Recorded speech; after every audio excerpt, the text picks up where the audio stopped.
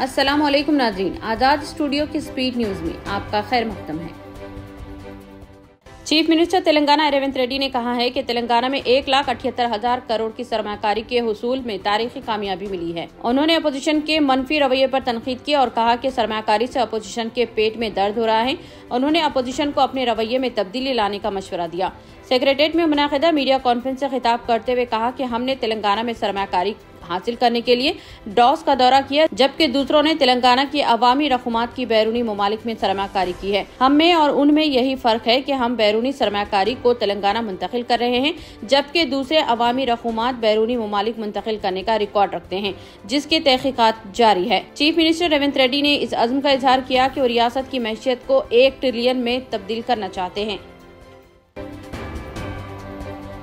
उत्तर प्रदेश के प्रयागराज में कुंभ मेले के दौरान भगदड़ मच गई, जिसमें 17 की मौत हो गई, जबकि 50 से ज्यादा अफराद जख्मी हो गए हैं। हालांकि सरकारी तौर पर ताहाल अमवात की तस्दीक नहीं हुई है। दरअसल हिंदू मजहब में मूनी अमावस्या के दिन संगम पर स्नान करना बहुत मुकद्दस माना जाता है।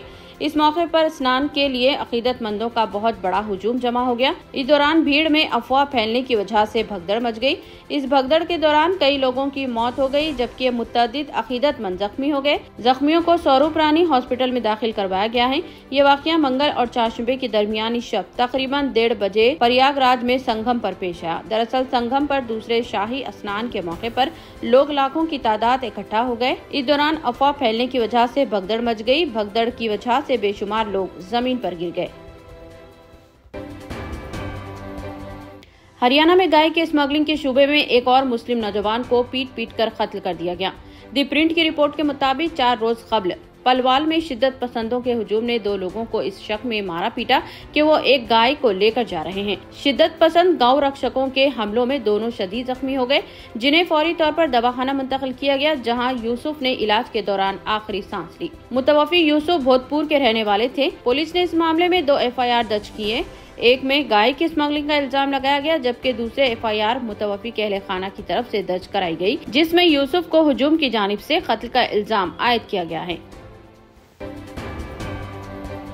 जियाउद्दीन बाबा सिद्दीकी कत्ल केस में पुलिस की तफ्तीश से ज़ीशान सिद्दीकी ने अदम इत्मीनान का इजहार किया है। इसके बाद इस कत्ल केस में बिल्डरों और SRA प्रोजेक्ट के जाविये से तहकीकात का मुतालबा ज़ीशान सिद्दीकी ने किया था। लेकिन अब ज़ीशान के बयान में एक सनसनीखेज इंकशाफ हुआ, जिसमें 2 आला सियासी कायदीन, उद्धव ग्रुप के लीडर अनिल और BJP लीडर मोहित पर भी शुबा किया गया है। बाबा सिद्दीकी के कत्ल केस में पुलिस ने 4000 सफ़हात पर मुश्तमिल चार्जशीट दाखिल की है और इसमें बिश्नोई गैंग को मुलविस करार दिया है। लेकिन ज़ीशान सिद्दीकी ने अपने इकबालिया बयान के अलावा ताज़ा इंकशाफ से केस को नया मोड़ दिया है। दिल्ली इंतखाबात में मुस्तफाबाद के मजलिसी उम्मीदवार ताहिर हुसैन के बाद मजलिस इत्तेहादुल मुस्लिमीन पार्टी के एक और उम्मीदवार को दिल्ली फसादात केस में हिरासत में पैरोल मिल गया है। इन्हें 3 फरवरी तक पैरोल पर रिहा किया गया है। मुकामी कोर्ट ने AIMIM के ओखला उम्मीदवार शिफाउर रहमान को इंतखाबी मुहिम के लिए हिरासती पैरोल मंजूर कर लिया है। अदालत ने शिफाउर रहमान को इंतखाबी मुहिम के लिए 3 फरवरी तक पैरोल की तहवील दे दी है। अदालत ने कहा है कि शिफाउर रहमान पैरोल के दौरान अपने घर में रह सकते हैं। शिफाउर रहमान ने ताहिर हुसैन की कस्टडी पैरोल ऑर्डर का हवाला देते हुए कस्टडी पैरोल की दरख्वास्त की थी। MS मक्ता खैरताबाद के 28 साला मोहम्मद वाजिद वल्द मोहम्मद एजाज हाल मुकीम शिकागो अमेरिका के शहर एक्रोन में हुए सड़क हादसे में जाँ बाख हो गए। Wajid NRI Congress committee minority department के हरकियाती रुकन थे।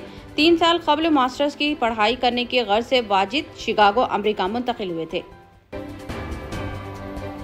चारशंबे को मगरबी सऊदी अरब में जेजान के करीब एक अलमनाक सड़क हादसे में 9 हिंदुस्तानी शहरी जाँ बाख हो गए। जद्दा में हिंदुस्तानी कौंसल खाने ने इस खबर की तस्दीक की और अपने सोशल मीडिया हैंडल पर मरहूमीन के विरसा से इजहार ताज़ियत भी किया।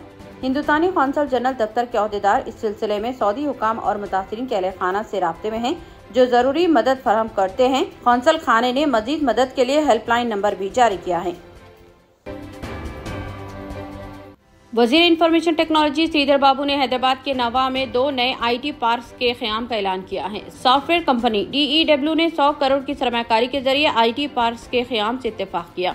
वजीर इंफॉर्मेशन टेक्नोलॉजी ने कहा है कि हैदराबाद तेजी से मुल्क में IT मरकज में तब्दील हो रहा है और बैनुल-अक़वामी कंपनियां सरमायाकारी में दिलचस्पी ले रही हैं। इंफॉर्मेशन टेक्नोलॉजी की तरक्की को मजीद वसअत देने के लिए हुकूमत ने हाईटेक सिटी के तर्ज पर 2 नए IT पार्क कायम करने का फैसला किया है।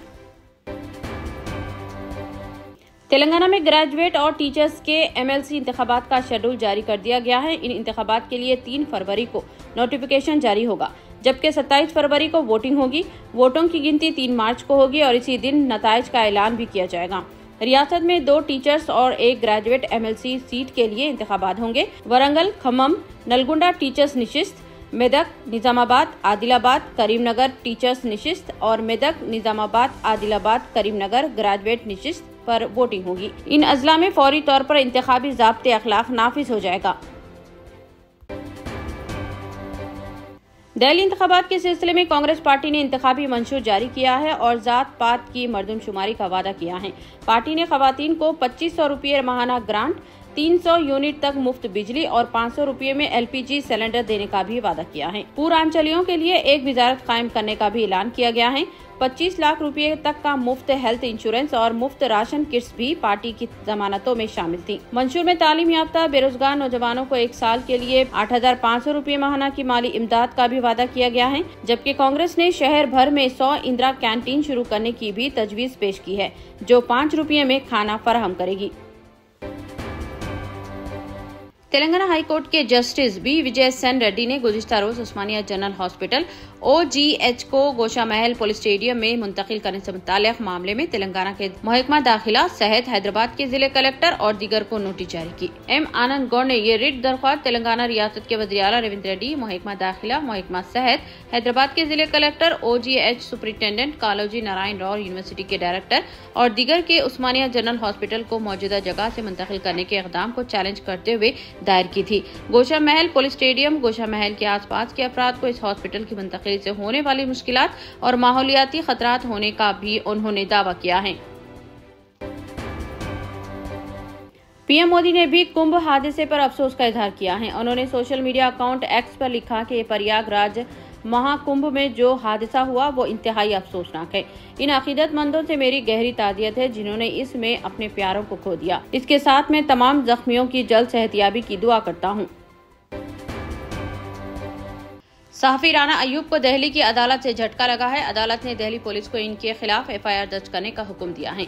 सहाफ़ी राना अयूब पर 2016-17 में मुबैना तौर पर कुछ तौहीन आमेज पोस्ट करने का इल्जाम है, जिसमें मुबैना तौर पर हिंदू देवताओं की तौहीन, भारत मुखालिफ जज्बात फैलाना और मजहबी मुनाफिरत को भड़काना शामिल है।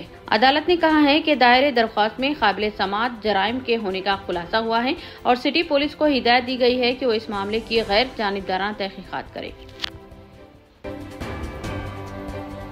तेलंगाना हाईकोर्ट ने CM रेवंत रेड्डी की जेर क़ियादत रियासती हुकूमत और दीगर फरीक़ों से कहा है कि वो रात 11 बजे के बाद 16 साल से कम उम्र के बच्चों पर सिनेमा थिएटरों में 11 बजे के बाद दाखिले की इजाज़त न दी जाए। कांग्रेस की रियासती हुकूमत की तरफ से किसी फैसले पर आने तक हाईकोर्ट ने इस मामले को मुलतवी कर दिया। तेलंगाना हाईकोर्ट का ऑर्डर रात गए शोज से मुताल्लिक़ हालिया दरख्वास्तों के दौरान उठाए गए खदशात के बाद सामने आया है। हैदराबाद में सोने की कीमतों में 2 दिन मुसलसल गिरावट के बाद 29 जनवरी को इजाफा हुआ है।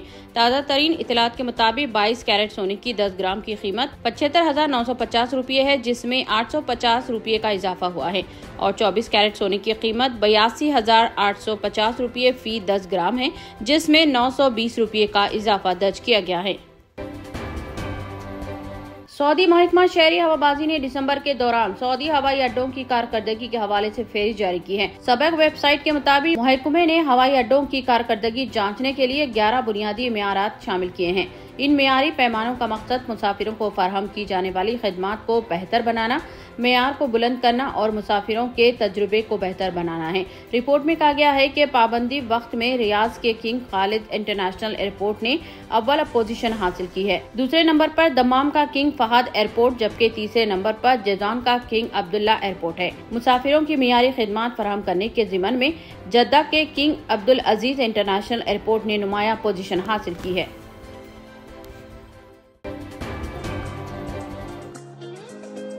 इतने कम दाम में इतने ज्यादा ऑफर्स, घर लेकर जाने में तकलीफ? No problem. अब आप घर बैठे ऑर्डर कीजिए और हम करेंगे फ्री होम डिलीवरी। अब होगी बचत घर बैठे। अपने शहर में सबसे सस्ता आपका रेड रोज स्मार्ट।